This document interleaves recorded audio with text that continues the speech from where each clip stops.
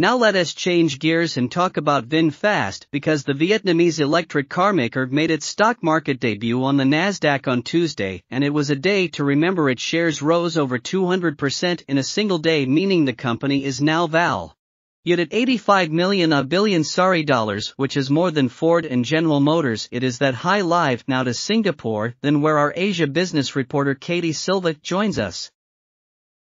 Katie, tell us more about this company.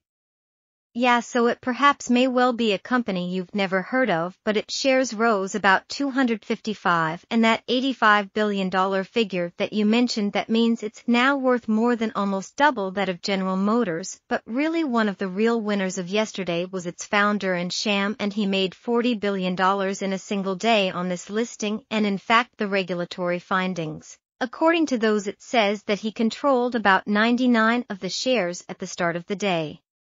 We did see very slim trades, only about $185 billion being traded, and therefore you can see these large swings that I mentioned. This 255% a surge, what it does also do is it shows the excitement that it continues to exist around electric vehicles, and it does add fuel to rumors that the competitor to the United States, which of course has been the dominant player in this field, may well come from a low-cost East Asian country, and in fact many are very bullish on Vietnam, in part because it lacks the geopolitical baggage of somewhere like China, and it does have a very advanced manufacturing sector. But it must be said the company hasn't made a profit yet, and in fact last year it only made 11,000 cars, cars being made by its competitors such as Tesla. But it does have a big backing, and the problem for many electric vehicle startups is it costs a lot of money before you can get these cars to generate anything like a profit, and so therefore these deep pockets, because of being owned by one of Vietnam's largest conglomerates, may well help it get through and see a profit.